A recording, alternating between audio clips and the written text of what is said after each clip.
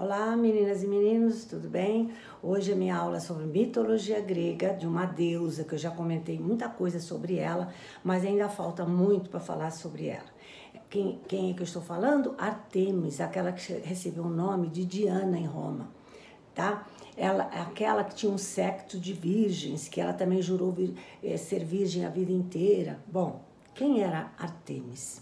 Artemis, como eu falei, era Diana em Roma, deusa da caça, e era irmã gêmea de Apolo. Quem era sua mãe?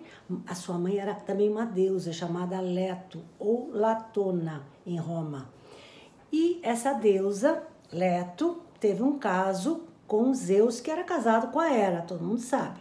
E a Hera teve que se vingar.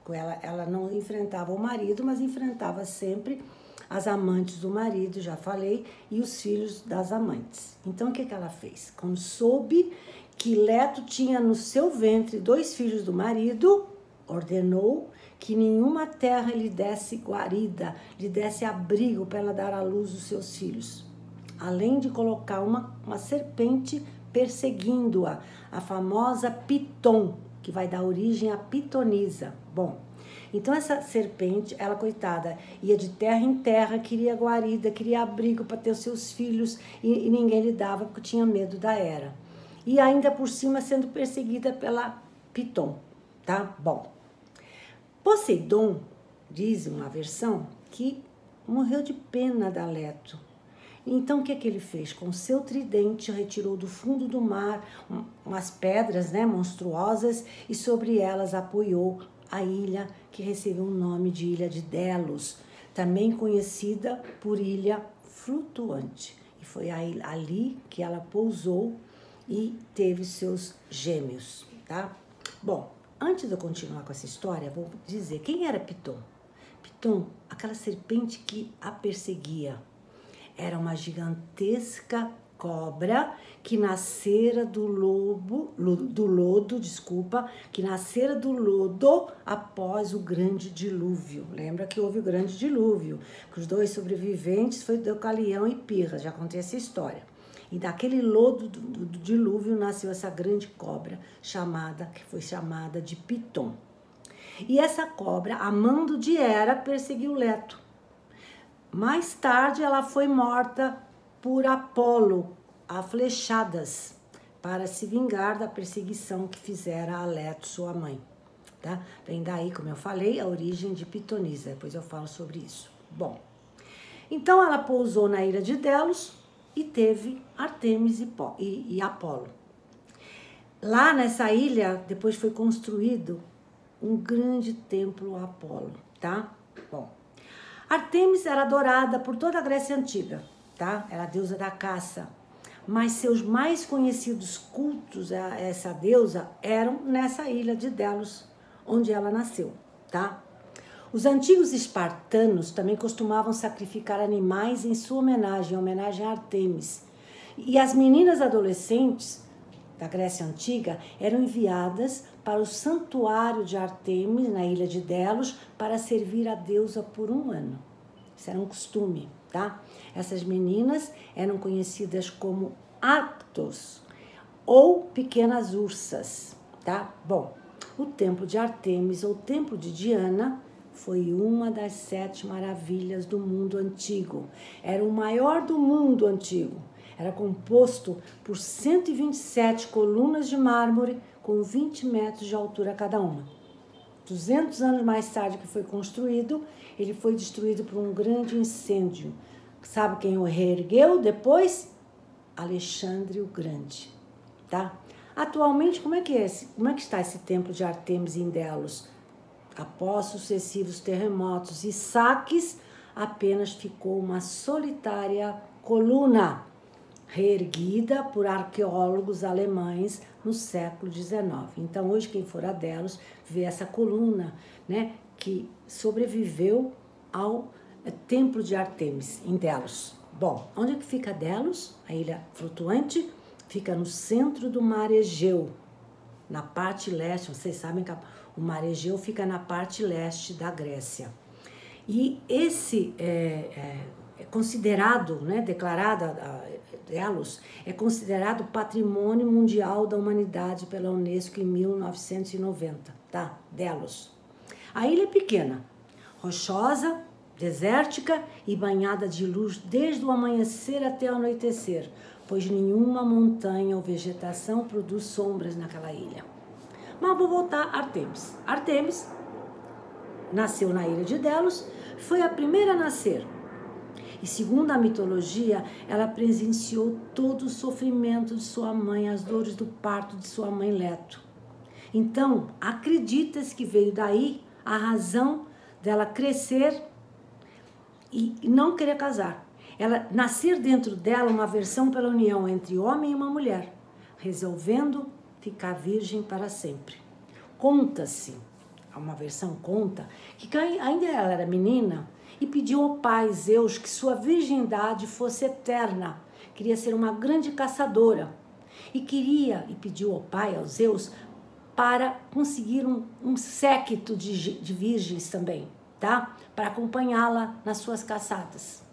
Então, seu pedido foi realizado, ela virou uma deusa intocada, caçadora e arqueira, cercada de ninfas e munida de arco e flecha. Passou assim, junto com seu séquito de ninfas virgens, a percorrer bosques, montanhas e florestas. Bom, era um grupo de ninfas que tinham que jurar a virgindade também, tá? Então eu vou falar agora a história de duas dessas ninfas, do séquito de Ártemis, ou Diana em Roma. Vou falar de Aretusa, a ninfa Aretusa, que fazia parte do séquito de Ártemis, e da ninfa Calisto, que também fazia parte do séquito de Ártemis. Conta-se que Aretusa, depois de uma caçada que fez com Ártemis, né, e suas companheiras, estava cansada e foi banhar-se no rio, sozinha. Mas enquanto nadava, ouviu uma voz vinda das águas, chamando por ela. Sabe quem era? Era Alfeu, o deus do rio, que há tempos estava observando e se apaixonara pela ninfa Aretusa. Aretusa fugiu assustada, já que fazia parte do séquito de Ártemis e precisava se manter virgem. E ela começou a fugir dele. E aí começou a corrida de Alfeu atrás de Aretusa. Igual, lembra do Apolo e da Dáfne? Mesma coisa. E aí começou a corrida de Alfeu por Aretusa. Aretusa conseguiu, né, percorrer o rio e todo o caminho, e ele sempre atrás dele, até que esta, sem forças, suplicou a Ártemis que a salvasse. Me salva, Ártemis, eu não aguento mais. Diante das súplicas de Aretusa e daquela situação, Ártemis envolveu Aretusa numa nuvem e transformou-a numa fonte. A famosa fonte que fica em Siracusa, na Sicília. Quem for à Sicília vê essa fonte. Suas águas, voltando à transformação dela numa fonte, suas águas percorreram um longo caminho subterrâneo até desembocar em Siracusa, na Sicília, onde a ninfa permanece até hoje como uma linda e cristalina fonte. E Alfeu?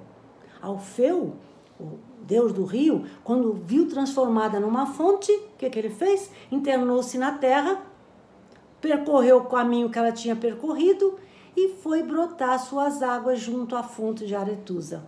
Foi assim que nasceu o rio Alfeu, junto à fonte de Aretusa. Quando vocês forem à Sicília, em Siracusa, vocês vão ver o rio Alfeu e a fonte de Aretusa, que vem dessa história da mitologia grega, tá? Bom, eu falei dessa Aretusa numa história que eu contei quando houve o rapto de Perséfone. Lembram do rapto de Perséfone? Perséfone era filha de Deméter, a deusa da agricultura, e ela sumiu, desapareceu, e ela procurava a filha, a Perséfone, por todos os lados. A terra ficou abandonada porque ela era a deusa da agricultura, ela queria achar a filha, não sabia onde a filha foi, o que aconteceu com a filha. E sabe quem disse que ela foi raptada pelo deus Hades, o deus do subterrâneo, o deus submundo? Foi a fonte Aretusa, que ela tudo assistiu. Então quando eu contei o rapto de Perséfone, vejam essa história lá atrás, Foi Aretusa, a fonte Aretusa, que lhe contou que sua filha Perséfone foi roubada, sequestrada pelo Hades e levou-a numa carruagem para o mundo subterrâneo. Isso é outra história. Bom, então a história de Aretusa eu já contei. Agora eu vou contar a história de outra ninfa virgem do séquito de Ártemis, chamada Calisto, tá? Que como outras tinha feito voto de castidade, tá? Só que dessa vez foi Zeus que se apaixonou por Calisto. Gente, Calisto, eu já vi homem chamado Calisto. Eu tenho um cunhado que chama Calisto. Mas a origem é da ninfa virgem de Ártemis, o nome Calisto, tá? Bom, então, dessa vez, quem se apaixonou por Calisto, a ninfa virgem de Ártemis, foi Zeus, o Todo-Poderoso. E aí, o que aconteceu? Ela ficou grávida. A ninfa Calisto ficou grávida de Zeus. Ela tentou esconder o máximo que pôde de Ártemis, só que Ártemis acabou descobrindo, lógico. Ártemis ficou com tanta raiva, com tanta ira, que também em vez de ir ter com Zeus, ela foi castigar Calisto. Resolveu castigar a ninfa, tá? E o que ela fez? Quando ia castigar Calisto, matá-la naturalmente, Zeus, ao olhar que ela ia ser castigada cruelmente pela Ártemis, compadecido do destino da ninfa, que ele fora apaixonada e que ele a engravidara, transformou Calisto numa ursa, para que escapasse da cólera de Ártemis. Então, Calisto, a ninfa do séquito de Ártemis, virou uma ursa. Como ursa, coitado, Calisto vivia aterrorizada, com medo dos caçadores e das próprias feras, embora ela sendo uma própria fera. Então vivia aterrorizada, se escondendo, e teve uma vida assim, até que aquele filho que ela teve de Zeus cresceu. E um dia, ela na floresta, viu o filho que nascera de seu ventre. E viu que era um rapaz lindo, um caçador, que recebeu o nome de Arcas. Quando ela viu o seu filho na sua frente, como um lindo homem, um lindo caçador, esqueceu que ela era uma ursa e correu para abraçar o filho. Só que ela era uma ursa. E ao se aproximar de Arcas, Arcas, aterrorizado, vendo uma ursa vindo em cima dele, ergueu a lança para matar a ursa, pensando que estava sendo atacado. Zeus, ao ver a cena e compadecido do desfecho que previa, transformou Arcas também numa ursa. Então ficaram os dois como ursos. Ursa maior, ursa menor, que depois viraram lindas constelações do hemisfério norte. Todo mundo já ouviu falar nas constelações Ursa Maior e Ursa Menor. A Ursa Maior é a mais famosa constelação do hemisfério norte. Ela é observável de janeiro a outubro e podem-se ver 7 estrelas muito brilhantes que desenham um quadrado e uma cauda. Essa é a Ursa Maior. A Ursa Menor também fica no hemisfério norte e é conhecida como pequeno carro, porque parece uma colher com um cabo dobrado, também no hemisfério norte. Então, assim, Arcas, o filho, né, de Zeus com Calisto, o lindo caçador, e sua mãe Calisto, formaram essas duas lindas constelações lá no Polo Norte celestial, tá? Para terminar a aula, existe uma pintura no MASP, tá? MASP, Museu de Arte de São Paulo, que nós já fomos, eu fui com as meninas há alguns anos atrás, e eu já tinha contado essa história, e lá tem um quadro famoso, chamado Banho de Diana.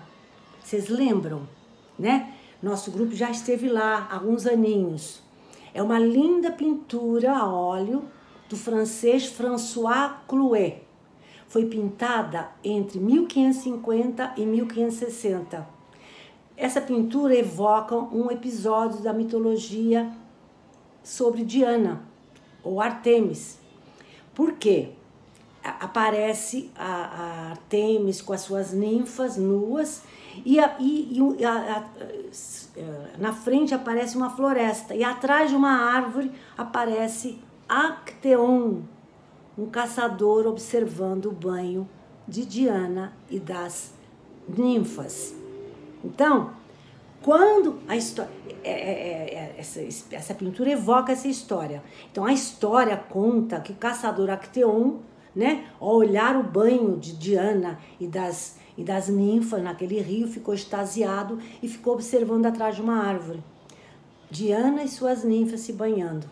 Só que Diana, quando viu, irritada com tamanha ousadia, transformou Acteon num cervo, num veado, que logo depois morreu por seus próprios cães, foi atacado por seus próprios cães, tá? Quando forem ao MASP de novo, não deixem de rever essa bela pintura de François Clouet, que está nesse museu desde 1958, tá? Então, chama O Banho de Diana, tá? Gente, vou ficar por aqui, hoje a aula foi mais curtinha, mitologia sempre é mais curtinha, tá? Beijos e até a próxima.